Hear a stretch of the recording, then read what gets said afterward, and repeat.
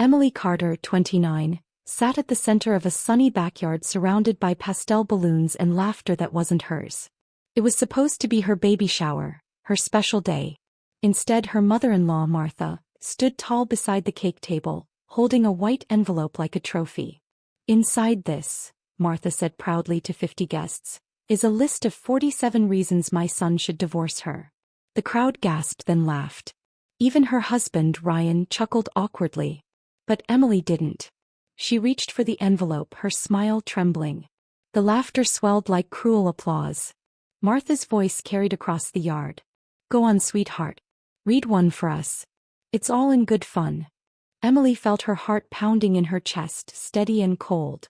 "You think humiliation is fun?" she whispered, but no one heard. She opened the flap and unfolded the papers, 4 pages neatly typed and numbered. She scanned through the list until her eyes stopped at number 23. The words cut through her like ice.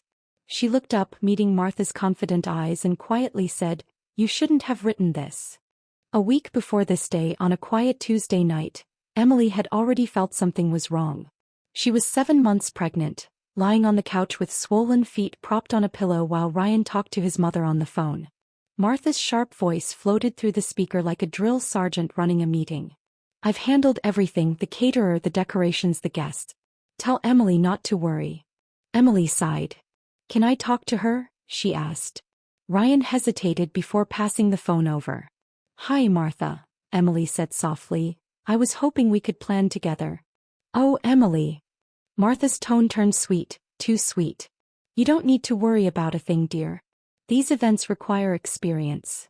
Emily tried again. "I had an idea for the theme." "That's lovely," Martha cut in quickly, "but my concept fits better. You've never planned a large event, have you?" The silence that followed was sharp. Emily knew exactly what Martha meant. A jab at her late mother. "I'll handle everything," Martha added, her voice firm. "A mother knows best." Before Emily could speak again, Martha said, "Oh, and I've invited Ryan's old friends, Melissa too. You remember Melissa?" Emily's stomach twisted. Melissa, Ryan's ex-girlfriend, the one Martha still sent Christmas cards to. "That's thoughtful," Emily managed to say. "Wonderful. Get some rest, dear," Martha replied. "You'll need it." The call ended, leaving a ringing silence in the room. Ryan handed the phone back. "See? She's got it covered," he said, smiling faintly. Emily stared at the ceiling, fighting the ache in her chest. Why would her mother-in-law invite his ex to her baby shower? Deep down she knew this wasn't kindness. It was strategy. The following evening, Emily dressed for dinner at Martha's house. She chose her favorite navy blue maternity dress, soft and flowing, the only one that still made her feel confident. When she entered the dining room, conversation buzzed around the table. Martha sat at the head, perfectly composed. "Emily," she said loudly enough for everyone to hear, "that dress is interesting." Emily smiled politely. "Thank you." Martha tilted her head. "Navy is tricky, dear.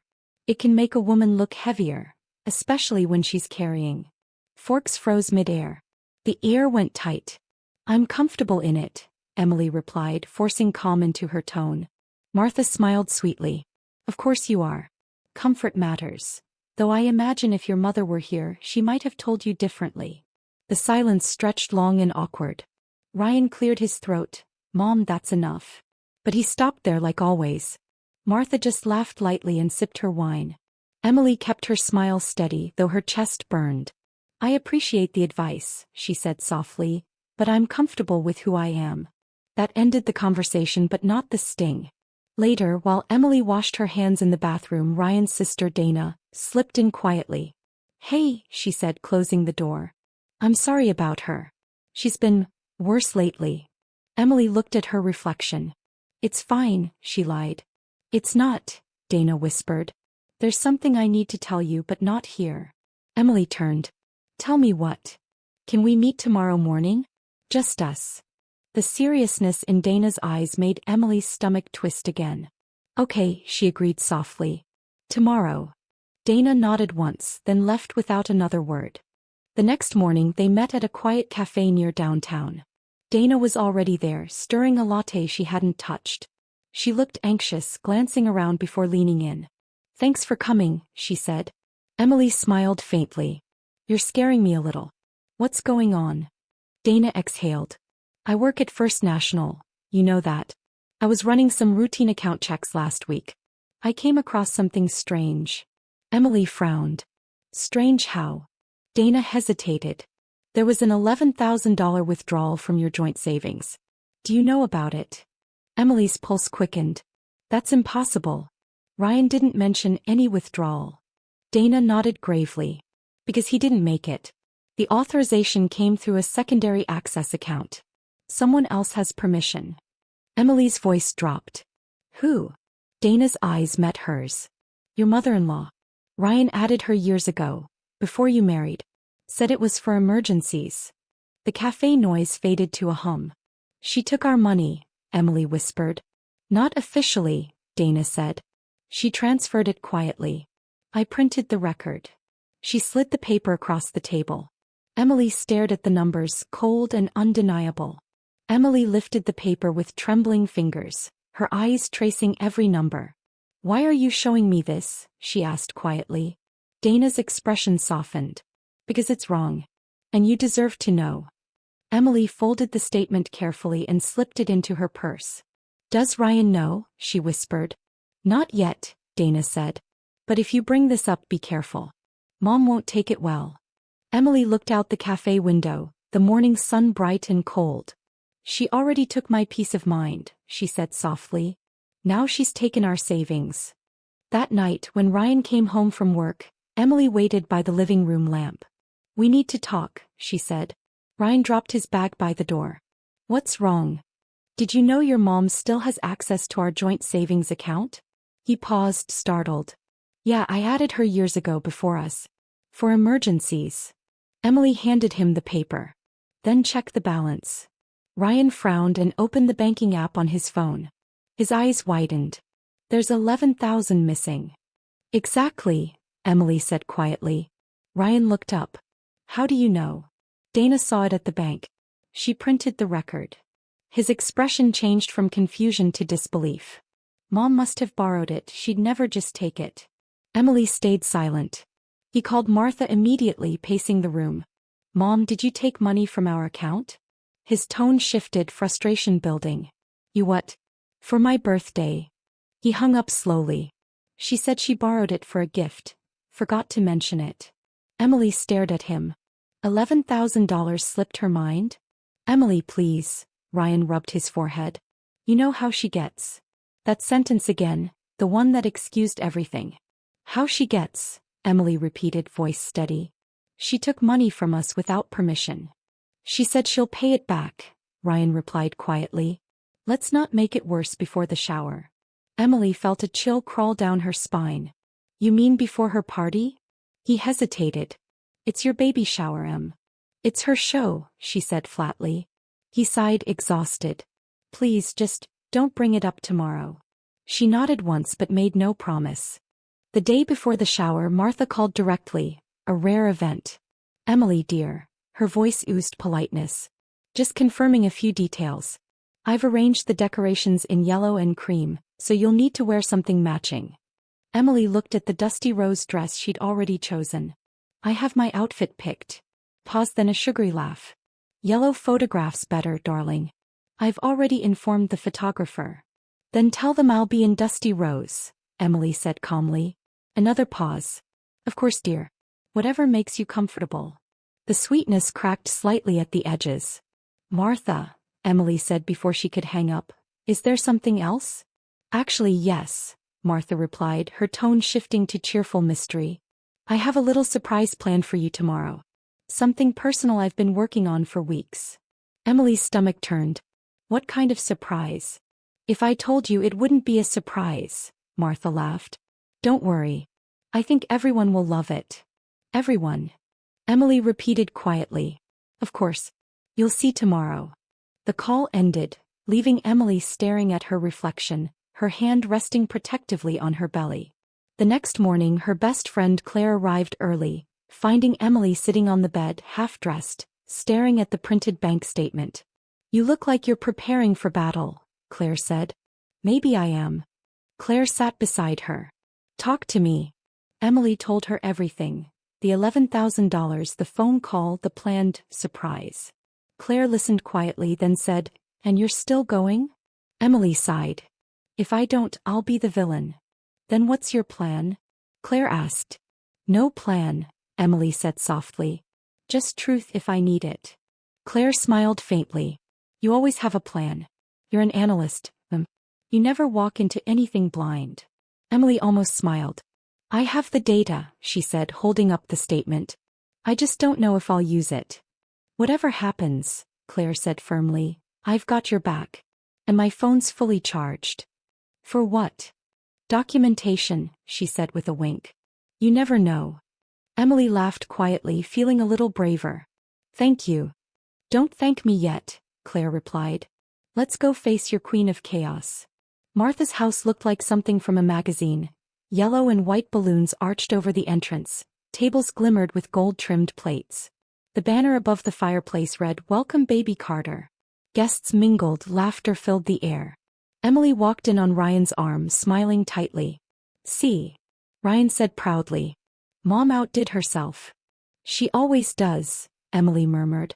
"Then you saw her, Melissa. Perfect hair, matching dress, holding champagne." Their eyes met. Melissa smiled politely, almost smugly. Emily's heart sank. Of course, Martha had seated her front and center. "Emily, darling." Martha swept across the room in cream silk and pearls, embracing her tightly. "Our beautiful mama-to-be," she announced. Everyone applauded. While smiling for the crowd, Martha whispered into Emily's ear, "Glad you didn't wear yellow. It makes things easier." Emily froze. Easier for what? But Martha had already turned away to greet another guest. Across the room, Claire raised an eyebrow, silently asking, "You okay?" Emily nodded faintly. She wasn't. Not even close. Something told her that Martha's surprise was about to change everything. The next hour dragged by in a blur of laughter and small talk. Emily smiled for photos, accepted compliments, and kept glancing at Martha, who floated around the room like a queen at her coronation. Every time Emily caught her eye, Martha was already watching, that same pleased expression on her face. Claire whispered once, "Something's coming. I can feel it." At exactly 3 o'clock, Martha clinked her fork against a champagne glass. "Everyone gather around," she called out. "I have a special presentation for our dear Emily." Emily's heart began to pound. Before Martha could speak, the front door opened. Dana rushed in, slightly out of breath. "Sorry I'm late," she announced, scanning the room until her eyes found Emily. She crossed over quickly and gripped her sister-in-law's arm. "We need to talk," she whispered. Emily's pulse spiked. "What's going on?" "I heard Mom talking last night, something about a list," Dana said quietly. She sounded proud of it. Emily's mouth went dry. "A list. I don't know what's in it," Dana continued, "but be careful." Martha's voice rang out, sharp and impatient. "Girls, we're waiting." Dana squeezed Emily's hand. "Whatever happens, remember what you have." Emily nodded faintly. She knew Dana meant the bank statement. It was the only truth that couldn't be twisted. She turned toward the center of the room as Martha stood tall beside Ryan, holding a white envelope with gold edges. "As a mother," Martha began sweetly, "I only want the best for my son." The guest smiled, murmuring approval. "So, I've prepared something special, 47 reasons my son should divorce Emily." The room fell silent. Then laughter erupted like a wave. Ryan chuckled awkwardly, thinking it was a joke. "Come on, Mom," he said, still smiling. "Open it, sweetheart," Martha urged, her eyes locked on Emily's face. "It's all in fun." Emily stared at the envelope, her stomach turning. She could walk away, or she could open it and see what her mother-in-law had done. She reached for it slowly, feeling the weight in her hand. 4 pages, neatly typed. Guests whispered and giggled. "This is priceless," someone said. Martha beamed. Emily began to read silently, her heart hammering harder with every word.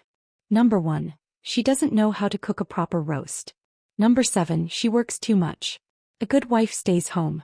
Number 15. She's too independent. The list was cruel, petty, and deliberate. Each line dripped with jealousy and control. Emily flipped the pages slowly, letting the laughter die out. Then she found it. Number 23. Her breath caught. She read it twice to be sure. Then she looked up, calm and cold. "May I read this one out loud?" she asked. Martha's smile widened. "Of course, dear. Pick any you like." Emily cleared her throat and began. Reason number 23. She doesn't even know I accessed their joint bank account to withdraw money for Ryan's birthday gift. Proof she doesn't pay attention to their finances. The words fell heavy into silence. No one laughed this time. Ryan blinked in confusion. "Wait, what?" he said. Martha's smile faltered. "That's not," Emily continued, steady and clear. "For the record, I did know. The withdrawal was $11,000. I have the proof right here." She pulled the folded statement from her purse and held it up. Color drained from Martha's face. She started, but no words came out. Ryan stepped forward, his voice low. "Mom, you took money from our account?" "I was going to pay it back," she snapped, her voice cracking. "It was for your birthday, Ryan." Aunt Margaret, seated on the sofa, spoke up sharply. "You accessed their account without permission. That's stealing, not borrowing." Gasps rippled through the room. Dana's voice trembled as she added, "It's true. I saw the transaction myself." Martha turned to her daughter. "You're siding with her?" "I'm siding with the truth." The room erupted into noise.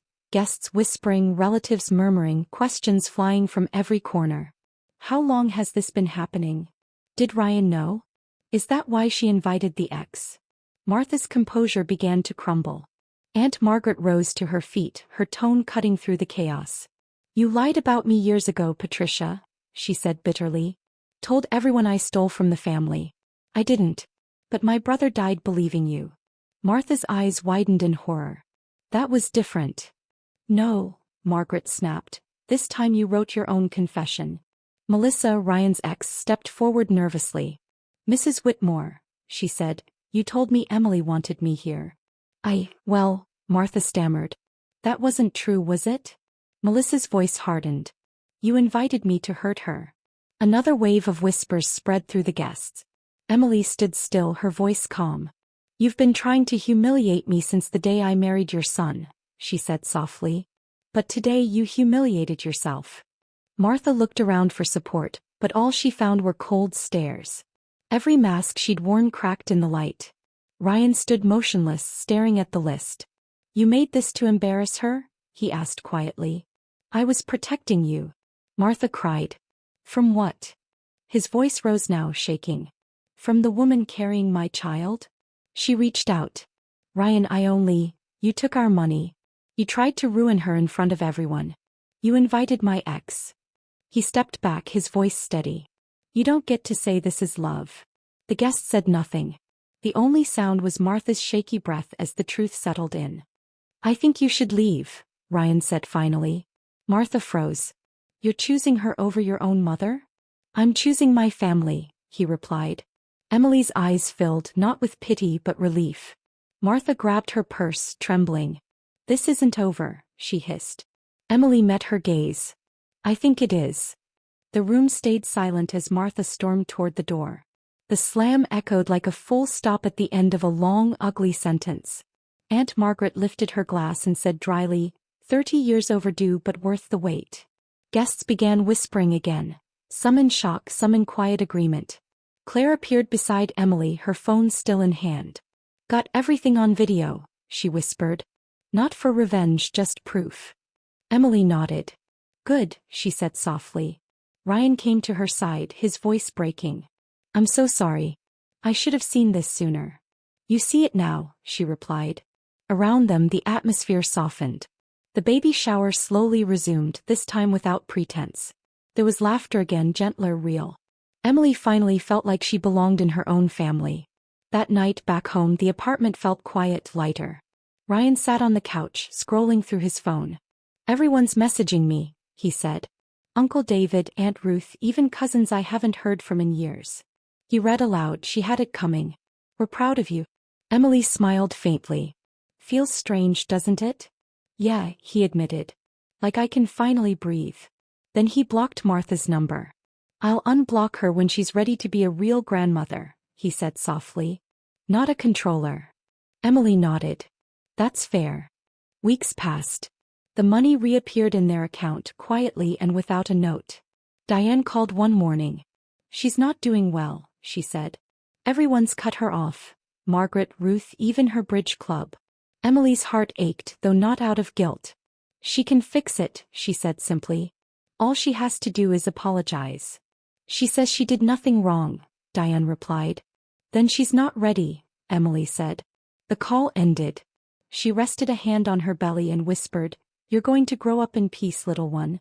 I promise." 3 months later, Emily gave birth to a healthy baby girl. They named her Lily. The hospital room was warm and bright. Ryan by her side, Claire snapping photos, Dana bringing flowers. Martha wasn't there. But 6 months later, a handwritten letter arrived. It wasn't defensive. It wasn't cruel. It was an apology, real, trembling, human. A month after that, they met in a small cafe. Martha cried as she held her granddaughter for the first time. Emily didn't say she forgave her. She didn't need to. Some lessons are learned in silence.